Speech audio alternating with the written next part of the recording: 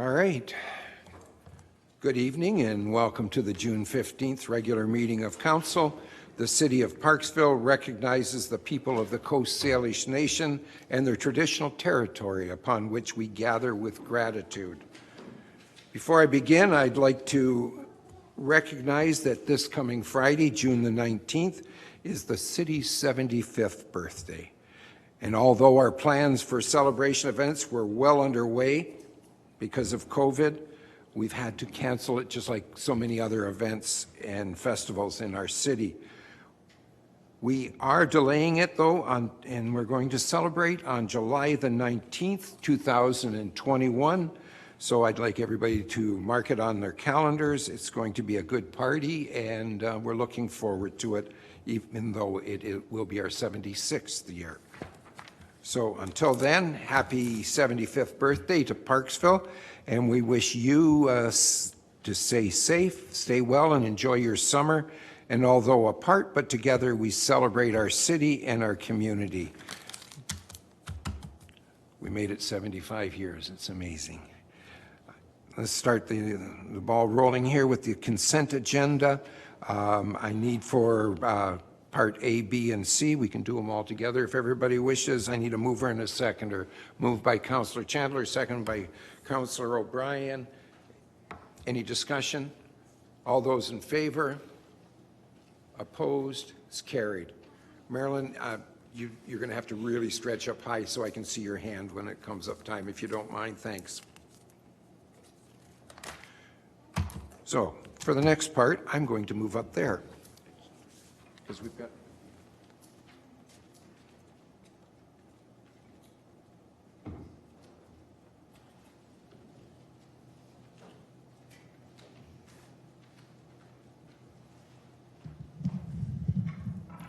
Thank you. We have two very special presentations this evening, and I'm extremely pleased and proud to make these presentations. Two of our staff members in the administration department are being presented this evening with Board of Examiners certificates. The Board of Examiners is a provincial body established by legislation and comprised of representatives from the BC government, the Local Government Management Association, and the Union of BC Municipalities. The Board of Examiners certification recognizes the professional standing of local government employees and officers who meet stringent academic and work experience criteria. As a council, we are very fortunate to be advised by staff who demonstrate excellence in both academics and in the workplace. Their hard work and dedication to continued professional development ensures our city maintains the best possible practices. We have amazing staff in this city. Our first presentation, Board of Examiners Certificate in Local Government Service Delivery, a presentation to Manager of Administration Services and Corporate Officer Amanda Weeks of the Provincial Board of Examiners Certificate in Local Government Services Delivery. Amanda has been with the city for many years. I've had the pleasure of watching her develop her local government career since my first term as mayor. After being employed by the RDN Recreation Department, Amanda started as a casual administrative staff member with the City of Parksville in 2006, then moved into the role of executive assistant in 2007. She was promoted to deputy corporate officer in 2012 and to manager of administrative services in 2019. She was appointed as the city's corporate officer effective February the 1st, 2020. Amanda holds a diploma in local government management from the University of Victoria and plans to undertake her master's in public administration. Amanda is an outstanding member of the administration department. You could not ask for a more capable, efficient, or hardworking staff member. She never misses even the smallest detail and has always anticipated and met the department's needs, often before anyone else has even considered them. Amanda is not only an extremely competent individual, she is also highly respected by both her colleagues and many staff she supervises, and I'll add into that sentence also the council.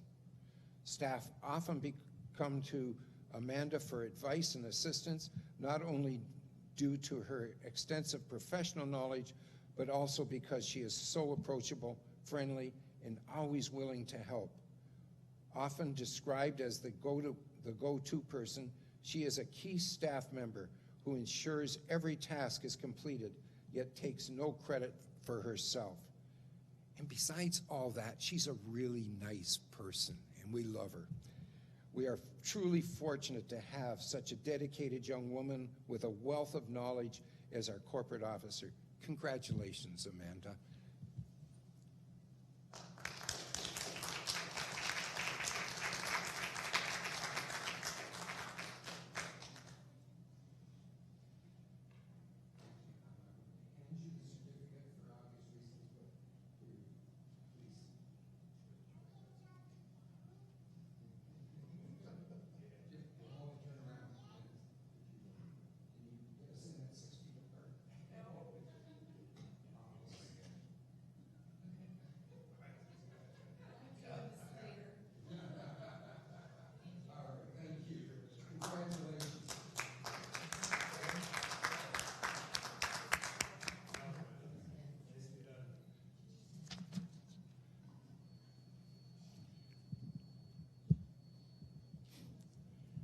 Our second presentation this evening, the presentation of Board Examiner Certificate in Local Government Statutory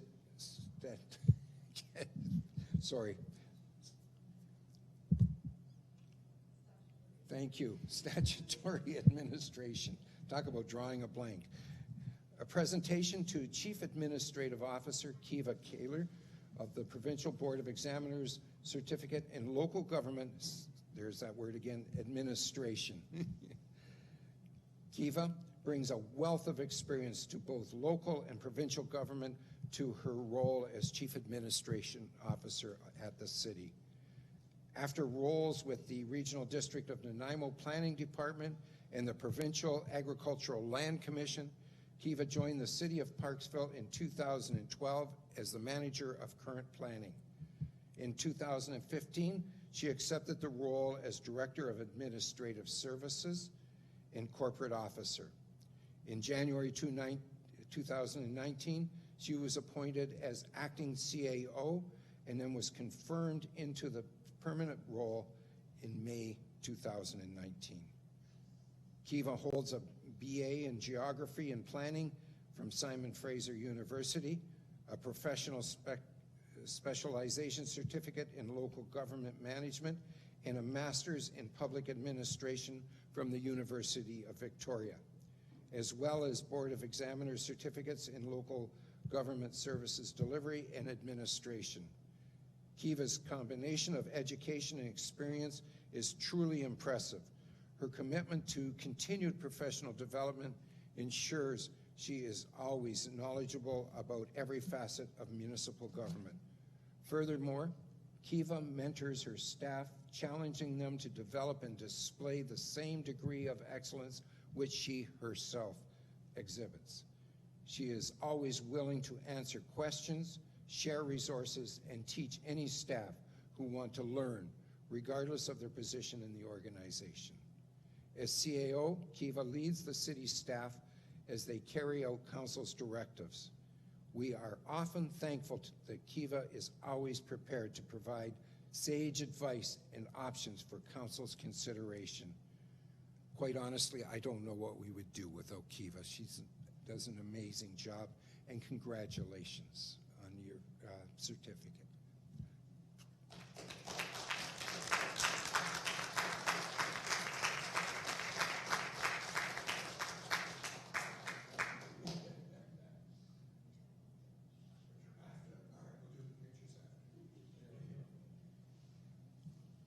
Thank you.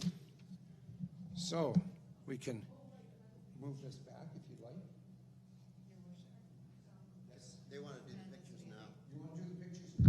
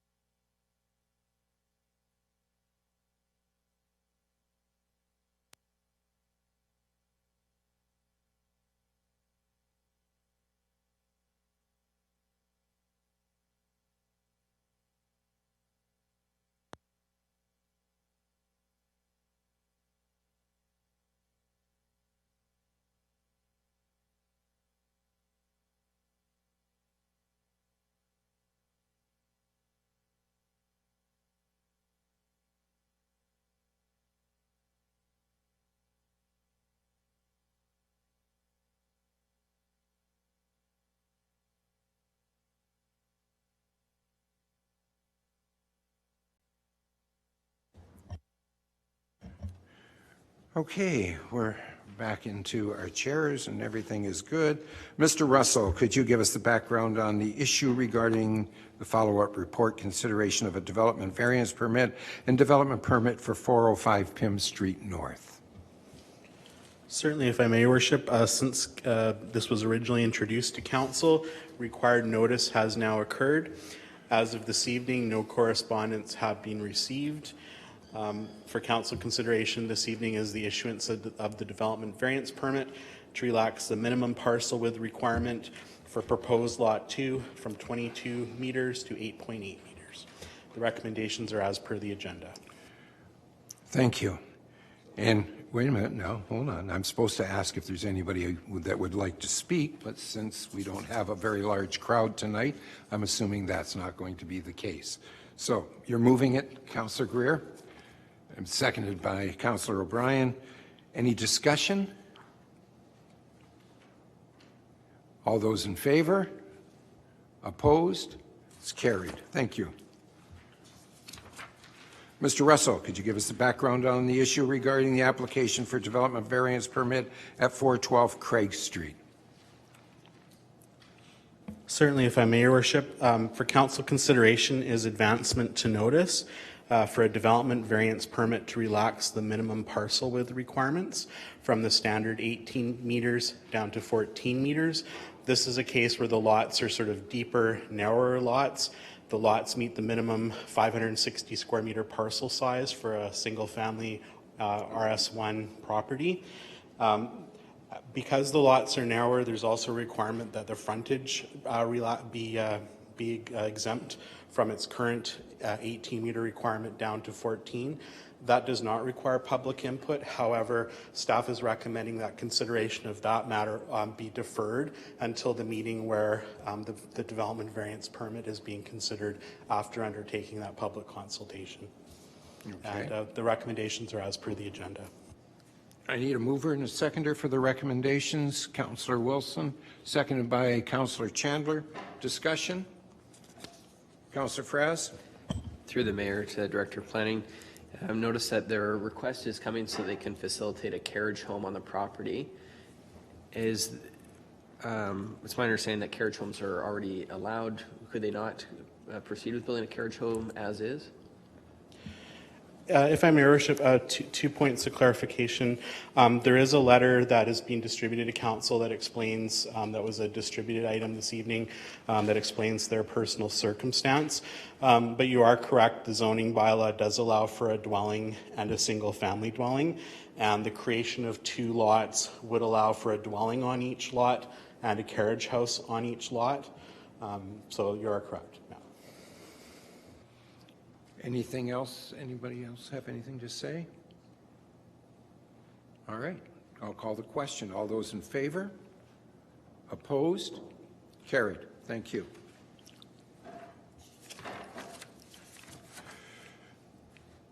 Mr. Butterworth, I saw you here. There you are. Would you like to give us the background on the issue regarding the 2020 sewer rates?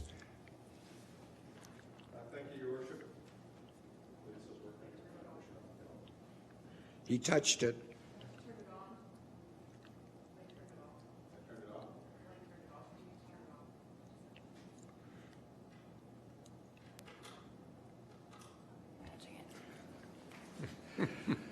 Okay, thank you, Your Worship. That's better. So the sewer wastewater costs are billed to the city from the RDN and total over $2,550,000 in 2020. And prior to 2019, property taxpayers funded 100% of these French Creek wastewater treatment plant costs rather than the actual contributors of wastewater to the treatment plant. In 2018, the Council approved a 10-year plan to transfer the costs of the RDN wastewater operations from the taxpayer to the sewer ratepayers. In 2019, 10% of these costs were transferred to the sewer ratepayers. As part of the 10-year plan, Council approved 20% of those costs to be borne by the sewer ratepayers in 2020 in the recently passed budget.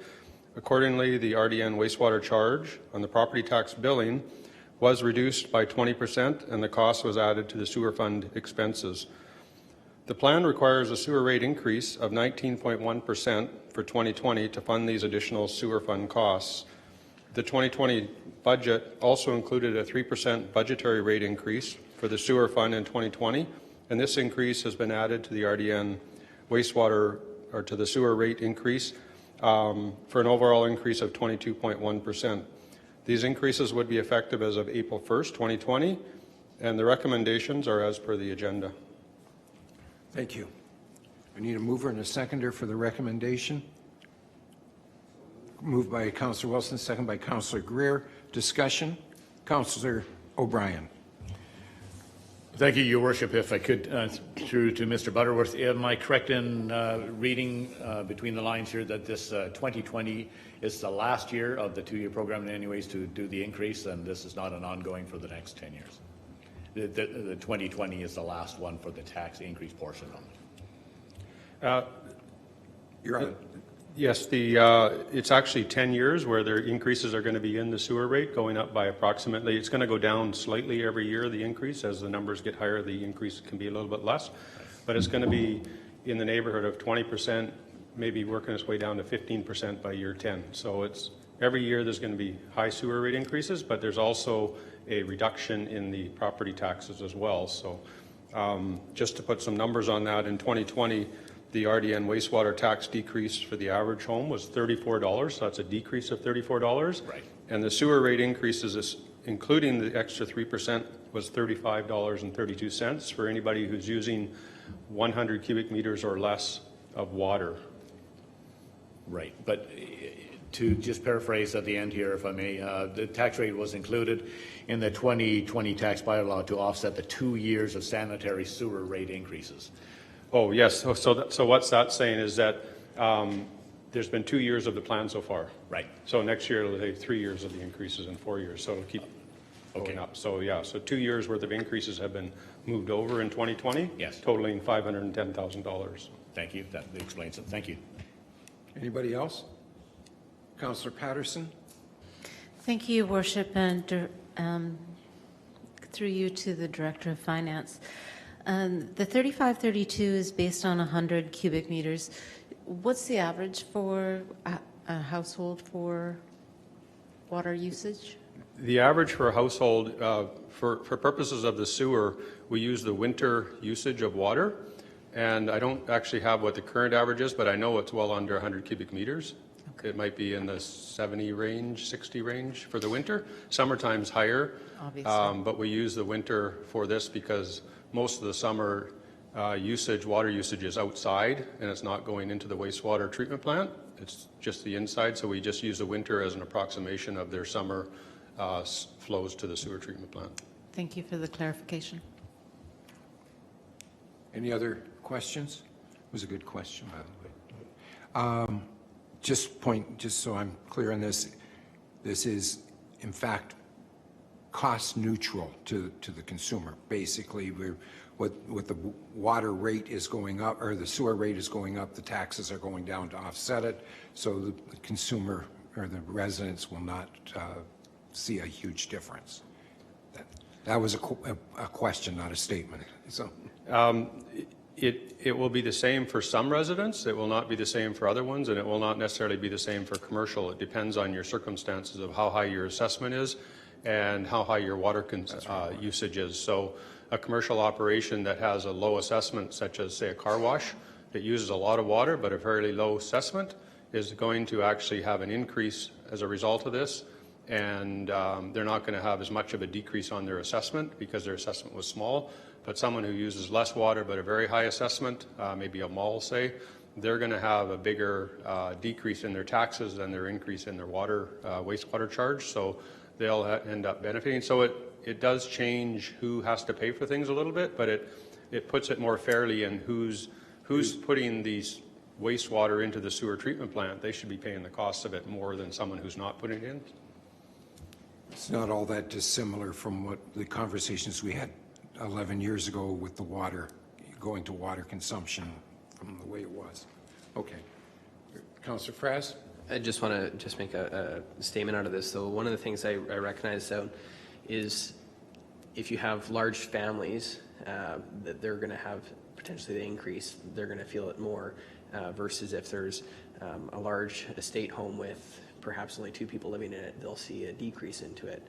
When I think about it in that sense, I see large young families bracing for a little bit higher of a water bill because they're the ones that'll be running the showers, the laundry, or the dishes a lot more than a large property with fewer people. So I just wanted to make that kind of a mention because I think it's important to be cognizant of that aspect of it as well. All right. Councillor O'Brien. Thank you, Your Worship. And just to follow up with, as Mr. Fraz mentioned anyways, so this is more of a usage, more based on a usage basis. The sewage uses being tied in with the water as well. So instead of being based on assessment value type of thing, this is more on the people that are actually using more are actually going to be paying more, and the people that have a higher assessment could possibly be paying less if they're using less sewer rates. That's correct. Thank you. This is probably the most common method of billing for sewer usage across the country, if I'm not mistaken. It usually is tied to your water bill in some form. I think there's still a lot of communities that don't have water meters yet, especially smaller ones, and they just charge a base fee, an estimate of what it costs for their plant, for their sewage wastewater, and it depends on whether it's a regional wastewater or the municipality is paying for it as well. So some of them may still be doing it based on the requisition from the region. Other ones may be trying to be billing it the way we're switching over to. So. But when they have a $12 water bill, generally speaking, they'll have a $12 or a $10 sewer bill. I mean, it's still based on their water, what their water bill is, in the ones that I've seen, anyways. Yes, because I don't know if there's any municipalities that would have a meter on all the sewer flows coming out of the house. So, yeah. All right, Councillor O'Brien. Thank you, Your Worship. And just for clarity too, because Mr. Butterworth mentioned it quickly there, that this rate anyways based on the water use is based on winter use. Yes. Winter use, which is very important because winter use is much less than what it's going to be in the summer where you have irrigation and gardens and so forth. So it's a very fair way of doing it. So it's actually, being that it's based on your water meter, the thing is that it's good that's based on the water meter usage in the winter as compared to summer. So that's already been taken care of. So the impact should not be hard. Thank you. Moving right along.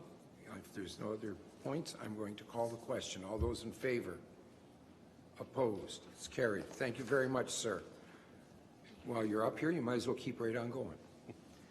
Thank you, Your Worship. If I may, the Local Government Act requires the city to hold an annual tax sale on the last Monday of September each year. The purpose of the tax sale is to help collect outstanding property taxes that are more than 2 years old.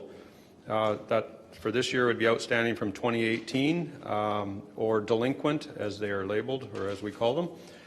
As a result of possible COVID-19 financial issues, the province issued Ministerial Order M159, which allows Council the option to defer the 2020 tax sale for 1 full year to September 2021. Any deferral of the tax sale has to be done by bylaw before August 31st. The city currently has 32 properties with delinquent taxes totaling $65,000. 3 of those properties are commercial and 90% are residential. Thank you. I need a mover and a seconder for the recommendation. Moved by Councillor Chandler, second by Councillor Wilson. Discussion? Councillor Greer? I did see your hand.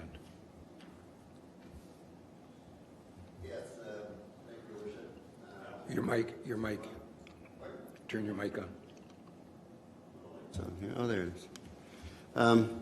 Just one question. These delinquent people that are behind on their taxes, are there some that are greater than 5 years or 2 years? Or are they just currently not up to date? Have we been, in other words, have we been carrying some of these people? If I may, Your Worship, they're all from 2018. There are 2 exceptions, which are trailers, we cannot take to tax sale, so they're a little more challenging. We actually have to take them to small claims courts. There are a couple trailers where the residents are deceased, and we have, it's a very low amount, about $100 or $150 a year that's outstanding from before 2018, but everything else is 2018. The 65,000 represents 2018 property taxes. So in other words, they're 2 years behind, some of them. Yes. Yeah, thank you. Okay, Councillor O'Brien? Thank you, Your Worship. Am I correct in assuming, though, that we're supposed to be providing recommendations on option 1 or option 2 at this particular point?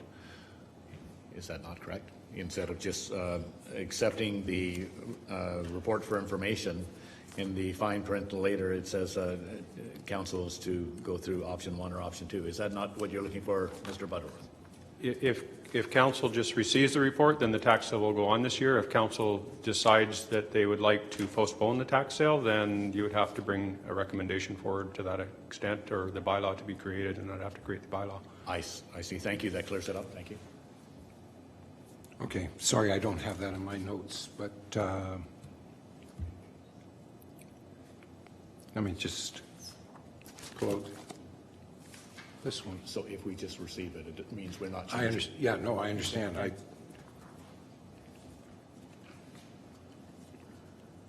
Just bear with me until I find it on.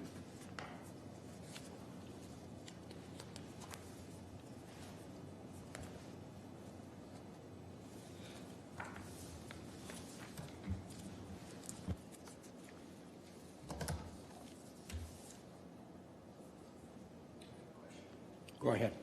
Through the mayor, to the director of finance, any of these properties, are they reoccurring delinquent properties? Have we seen them in the past, in previous years? Yes, a number of them are reoccurring, and I know for sure one of the commercial one is a reoccurring one. Can't say that I recall exactly what the other two were, and I don't have a listing of who all the other properties are, but I am told that at least some of them, they recognize them as an ongoing, every year they almost take them to tax sale and they pay them. Usually we can get the taxes paid with the tax sale looming. We contact, staff will contact their mortgage companies if they have a mortgage, and the owners, and all they have to pay at this point is the delinquent, and some of them actually have fairly small delinquent amounts because they paid off a lot of the taxes, but they haven't paid it all off yet, and they'll come in and pay the $200 that's left, or whatever the number is that's left.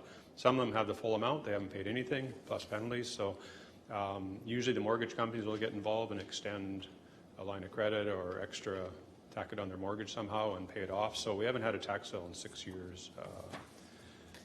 So it sounds like most of the time they just wait till the 11th hour to get it resolved. Yes. Thank you. And if I may follow up? Yeah, please go Do you have ahead. an outstanding amount on the total? 65,000. 65,000, thank you. Okay, Councillor O'Brien and then Councillor Chandler. Thank you, Your Worship. So then, as I understand it, the amount that would be coming up for tax sale this September, if maintained, would be the delinquent taxes from tax year 2018. Is that correct? Yes, correct. Thank you. And so then the suggestion that they be delayed due to COVID really didn't have much effect on the 2018 or even 2019 year either, at that time, to my estimation anyways. It affects everything now, but this is actually 2018 taxes we're talking about possibly deferring. Yes, this is exactly issues from 2018, not from directly related to COVID.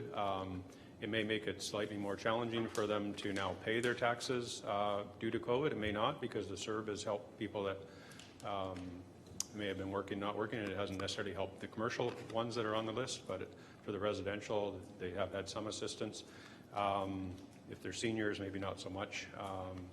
The other thing is that if they extend it to next year, then there'll be a 2-year tax sale, because we'll have 2019 and 2018 on the list for next year.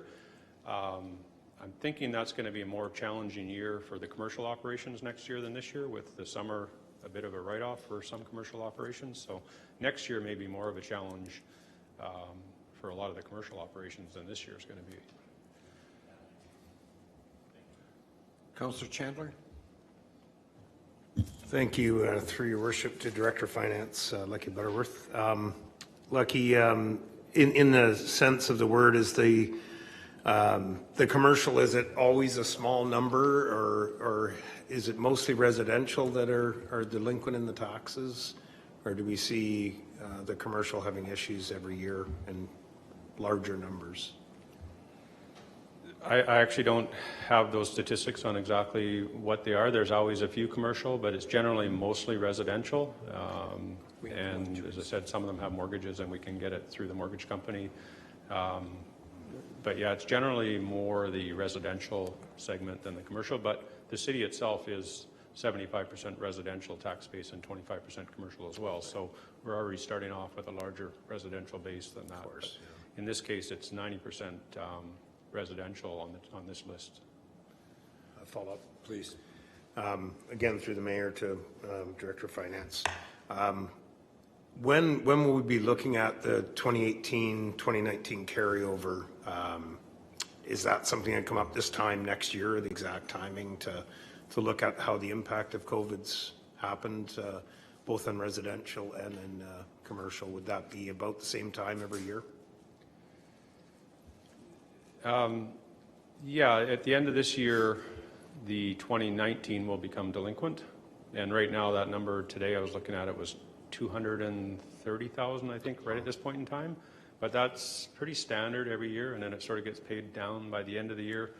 And then we come to a smaller list of 60, 70, 100,000 it'll get down to, and then it sort of dwindles its way down a little bit at a time. Each month, people are making payments generally, and it gets down until September when it really starts to get paid off. Make the motion. Okay, thank you. Yeah, you can make it now if you want, and we can. All right, go ahead. So if I may then, in the interest of giving some direction to staff too, if we're going to be receiving the report, I'd also like to move option 1.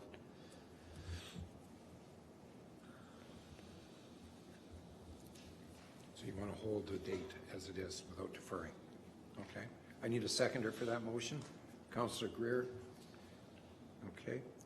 So we'll continue the conversation now. Did you have a follow-up? I think a lot of the questions I had already were answered. If someone has any questions for me as to why I picked that one, I can answer it. But otherwise, I think we should maintain the date that's set. Thank you. Councillor Greer. Thank you, Your Worship. Through to Mr. Butterworth. I don't see the advantage of giving these people another year. It's like paying any bills. If you have more lenience, sooner or later they got to catch up, and it's always harder to catch up than try to stay up. And it's my opinion that I agree that we shouldn't give them another break on this, and that we should go with number 1. Thanks. The reality here is that this will go on until September, and then at that point in time, if we put it up for auction and somebody bids on a particular piece of real estate and wins that bid, the owner of the land, the current owner of the land, has a year to perfect that taxes anyway, so they have a fair length of time to catch up on this. I agree with Councillors Greer and Fraz that all we're doing is next year they're going to owe us 3 years taxes instead of 2 years. So I'm going to be supporting this motion as well. Anybody else that wants to make comments? Then I'll call the question. All those in favor of the motion? Opposed? And it's carried. Thank you.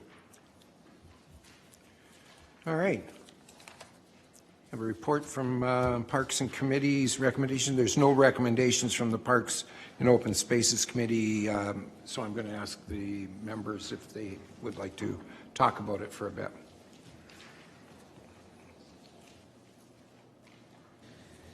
Okay, thank you. And through the mayor to council, we're going to take a little bit of turns on a few of the items here. The minutes that you find on page 9, I think cover the meeting very well, but just to give a quick little touch on them. Regarding the resurfacing of the community park playground, there's essentially 5 stages of that resurfacing plan for it. There is it's a $800,000 total, $800,000 total project, and we're about $100,000 into it at this point. We felt that it wasn't really in the priorities at this time, though. of the project, so it's going to come back in a future time to ask us again, but we weren't recommending it to council this time. Mark's Nature Park, we met on site and had a walkthrough to look at the state of the park, and then looking at some of the possibilities of it as it moves forward. So there's still some things to come be figured out with that. I think we'll have more to discuss in after our next meeting. But if there's any questions relating to those two, I'm happy to answer them now. Otherwise, I'll pass it over to Councillor Bryan and he'll carry on. Thank you, Your Worship, and Councillor Fraz. The next part of the meeting, anyways, we talked about the community garden centre for Jensen Avenue that's currently already existing. We talked about the current possible expansion of the community gardens on the land adjacent to where the community gardens are now. Our staff met with the Community Garden Society Board and discussed the possibility of increasing along the Greenway towards the Bagshaw connection to the Jensen Greenway. They advised that they have a waiting list already that are looking for more spaces, and they would be certainly very willing to go there. We talked about a few things like the dynamics of how the Community Garden Society works, and they advised that it's just for Parksville residents only. And one very important aspect that I was not aware of that the community garden people brought up, that they said that they grow actually one allotment plot there is actually dedicated to growing food in the winters anyways, and is dedicated to the local food bank. So that's already an endeavor that they have carried out for the last number of years and will continue to do so. The next we talked about was a tree bait program, as it's known. The tree rebate program of the $50 a tree is still in effect for the city of Parksville, and we just suggested that maybe we should do a press release and so forth, and I know the staff were working with our communications director on that, and because it's a great program just to increase a tree canopy in our area. And the rest of the meeting was talking about the phased playground openings, which has now pretty well happened as per schedule, and as I understand, there has been no further conversations about that. Thank you very much. Oh, yes, sorry, yes. As far as the, to be clear, the splash park is opening up on June 26th, if everything goes on schedule, and so that would be the last of our openings that we have to do. And I believe the competitive play is also scheduled for the 26th as well, or has that been jumped up? Right. Yeah. So the recreational play on the fields will be allowed on the 26th as well. Recreational play being that non-organized, so no big tournaments and that type of thing, but it's on recreational play for the ball diamonds and so forth. So that will be happening on the 26th.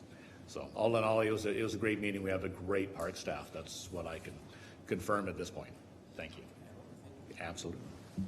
And just one last note is our next meeting is going to be held on Wednesday, July the 15th at 2 p.m. here, just due to scheduling for it. So it's going to be moved from the 2nd until the 15th. Thank you. Thank you, gentlemen. Good report. Bylaws. We need 3 readings. Sanitary and Storm Sewage System Amendment Bylaw 2020, number 1319.17. I need a mover and a seconder. Moved by Councillor Greer, seconded by Councillor O'Brien. Any discussion? All those in favor? Opposed? It's carried. Thank you. Notice of motion. I haven't heard of any notices of motion being put forward, so I will assume there is none tonight. Thank you very much. New business. Are there any members of council who have new business to bring up? Councillor Wilson.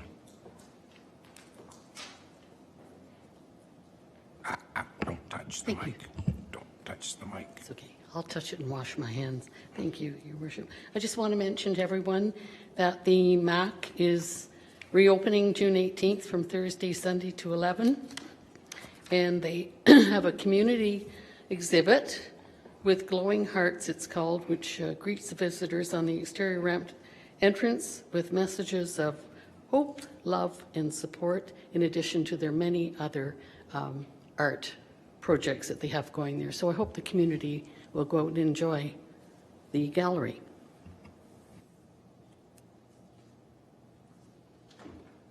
Thank you. Pardon me. Councillor Patterson. Thank you, Your Worship. Last Thursday, I had the opportunity to be at the Business After Business with some of the other councillors and yourself. This is with the Chamber of Commerce, and it was at the Parksville Museum. And I just wanted to put a big shout out for the work that's been done. It's absolutely beautiful. It's a little gem, and that at the entrance of the city. And for anyone who hasn't visited in a long time, I welcome you too. It's just a wealth of history, of information, and it's really lovely. They're working at doing some small events and that as well, and they do have a project in mind that hopefully the mayor, I think, will bring forward at a later date. So, I'm sorry. Oh, yes, an opening June 20th. Thank you, Councillor Frass. So it's great for families and that to take a walk and a little bit of walk through the past and history. I do believe they have some weddings, small weddings and everything planned and that this year as well. So it's a lot of work that's been done in the last year. So kudos. Thank you. I'll be right with you. Yeah, it was just an absolutely amazing job that they've done on their grounds and everything. Really enjoyed the get-together and the camaraderie that was put on. In fact, we're going to the dates, what's the two dates? The 9th and the 23rd. We're going to have coffee with the mayor at the historical village. So I'm really looking forward to doing that, and we're investigating what the feasibility would be to do a council meeting although I did look at the church, and the church is a little bit tight, but there's other facilities around there that maybe we can look at for sometime later in September to see if we can do one there. I think people of Parksville have to become aware of what they have there. Just going through this stuff and looking at all of the toys to play with inside, it's great. So thank you very much for bringing that up. Councillor O'Brien. Thank you, Your Worship. And staying on the museum, if I can pose a question to Councillor Patterson. Has there been any mention of the museum doing a farmers market, limited as such? They've had farmers markets in the past that have been quite successful. I understand COVID, but I also understand that the Chamber of Commerce are changing theirs from the Craig Street over to behind the Visitor Information Center. Has the museum talked about having any this year, or everything on hold? I'm not the liaison for the museum. I'm the liaison for the chamber. So with the chamber having the street market moved to the chamber parking in that, the museum will be open at that point in time as well. So I don't believe that they will be having the markets per se. They're more kind of hoping to have the spin-off of going through the grounds. Just one more point on that. There was some discussion on Thursday night about that, and they said they would really like to bring in 2 or 3 merchants in and around, but the space is more confined than what it was. But I think that they'll probably tie it with the chamber if they could. If they were smart, that's what they would do. So yeah, great business. All right. Anything else? Any other new business? Fair enough. Before we proceed to special business, I'd like to remind the public that our next council meeting will be held Monday, July the 6th at 6 p.m. I'm happy to announce the city's playgrounds are now all reopened and will be opening with the spray park, as the gentleman or the councillors previously mentioned, on June 26th, and we will see many outdoor sports and recreational activities resume as well on June the 26th. Finance will offer full services in person starting July 2nd, including bus passes, garbage tags, accepting payments for licenses, fees, and tickets. So we're going to be back up and running that way. Other departments will continue to accept appointments for in-person service with no suitable where no suitable alternative exists.